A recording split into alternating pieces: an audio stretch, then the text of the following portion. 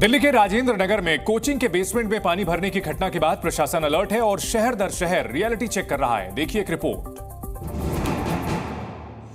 दिल्ली के राजेंद्र नगर में कोचिंग कांड के बाद शासन और प्रशासन जाग गया है और जगह जगह ऐसे कोचिंग सेंटर्स पर कार्रवाई हो रही है जहां सेंटर्स बेसमेंट में चल रहे हैं। ये वीडियो दिल्ली के डीडीओ नगर का है, जब वीडीए की टीम पहुंची, मौके का जायजा लिया और बेसमेंट में चल रहे कोचिंग सेंटर को सील कर दिया। बेसमेंट में चल रहे कोचिंग सेंटर पर हो रही कार्रवाई से संचालकों में हड़कंप मचा हुआ है। ये वीडियो दिल्ली से सटे नोएडा का है, जहां नियमों के विरुद्ध बेसमेंट में चल रही क्लासरूम पर सील की मोहर लग गई, जिसमें आकाश कोचिंग सेंटर भी शामिल है। जिलाधिकारी महोदय के द्वारा एक टीम गठित की गई है, जिसमें सिटी मजिस्ट्रेट साहब हैं और चीफ फायर अफसर हैं, जिला विधायक हों और इसमें नोएडा अथॉरिटी के इंजीनियर्स हैं।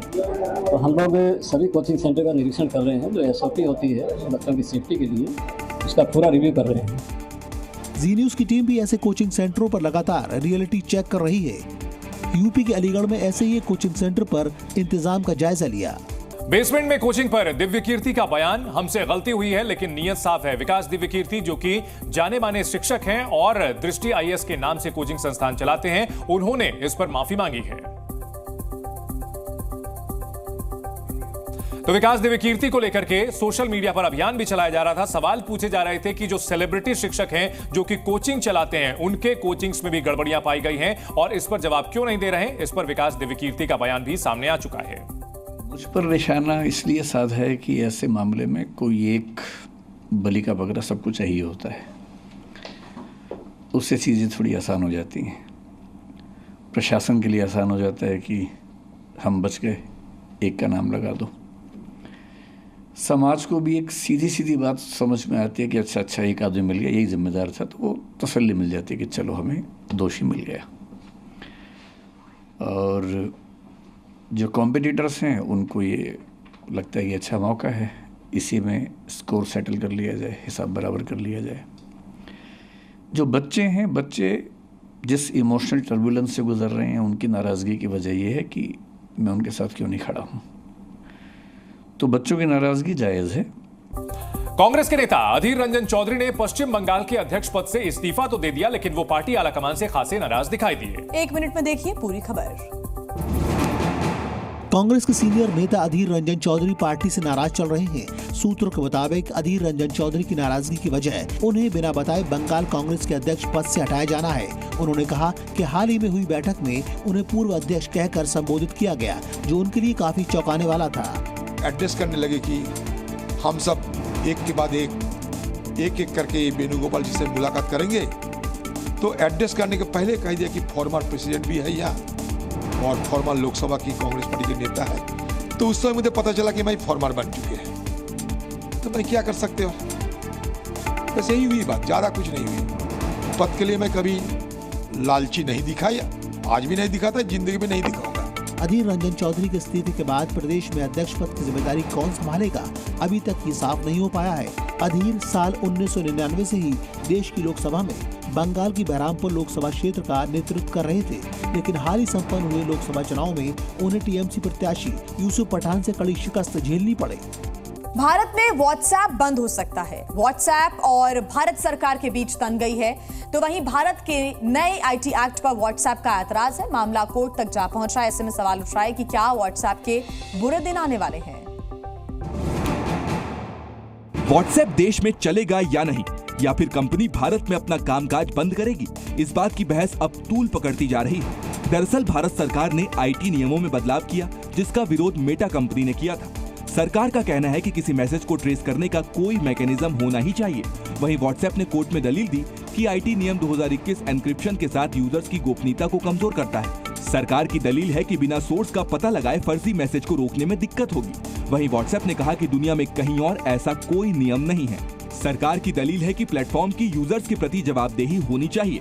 वहीं कंपनी का कहना है कि करोड़ों मैसेज वर्षों तक स्टोर करना होगा।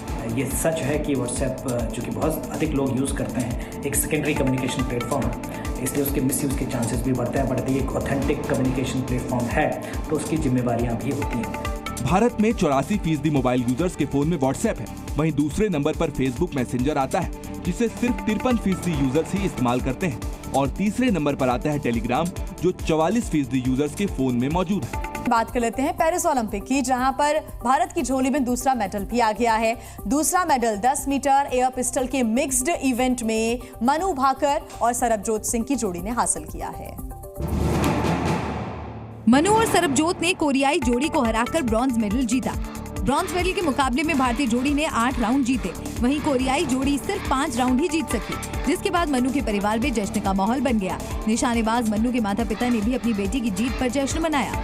बहुत अच्छा फील हो रहा है इस टाइम पे, और इंडिया के लिए पहली बार मैंने ओलंपिक में अपने इतना बेस्ट दिया, और होप करता हूँ नेक्स्ट ओलंपिक में भी अपना बेस्ट दूँ। इसी के साथ मनु भाकर ने इतिहास रचते हुए पेरिस ओलंपिक 2024 में दूसरा मेडल जीता। इससे पहले मनु भाकर ने 10 मीटर एयर पिस्टल के सिंगल इवेंट में ब्रॉन्ज अपने नाम किया था। वहीं आजादी के बाद मनु पहली ऐसी भारतीय एथलीट बनी जिन्होंने एक ओलंपिक में 2 मेडल जीते। आपको बता दें, शूटर मनु भाकर अभी एक और मेडल पर कब्जा जमा सकती हैं। पेरिस ओलंपिक में अभी मनु का अभियान खत्म नहीं हुआ। अब मनु 25 मीटर एयर पिस्टल के सिंगल इवेंट में भाग लेंगी, जो 2 अगस्त से शुरू होगा। ओलंपिक 2024 में शूटर मनु भाकर ने इतिहास रच दिया है। ऐसा करने वाली मनु भाकर भारत की पहली एथलीट बन गई हैं। देखिए रिपोर्ट। मनु भाकर ने भारत के लिए 10 metre air pistol mixed team event में कमाल कर दिखाया है और देश के लिए दूसरा मेडल जीता।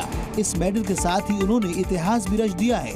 देश के लिए मेडल लेकर आने वाली मनु भाकर से पीएम मोदी ने फोन पर बात कर बधाई दी। आपको 2 प्रकार की क्रेडिट मिल रही है। एक तो आप कहाँ से पदक लाई, लेकिन भारत की पहली महिला है जो इस मेडल लेके आई हो। जी सर, हाँ जी, शुक्रिया सर। मनु भाकर हरियाणा के झज्जर की रहने वाली हैं। ओलंपिक में उनकी जीत के बाद उनका पैतृक गांव खुशी से झूम उठा है। इस गांव के साथ साथ पूरे हरियाणा में, पूरे झज्जर जिले में खुशी की लहर दौड़ गई है। अभी तक 2 मेडल हिंदुस्तान ने जीते हैं और दोनों के दोनों मनु भाकर ने जीते हैं। बहुत रंग लाल हो रहा है जी, मिठाइयाँ बट रही हैं जी, बहुत खुश है पूरा गांव जी। 12 साल के बाद शूटिंग में एक बार फिर से भारत का सुनहरा दौर वापस लौट आया है। इसके पीछे मनु भाकर का रोल काफी अहम रहा। मनु भाकर ने मेडल जीतने के साथ ही एक बहुत बड़ा रिकॉर्ड बना डाला है।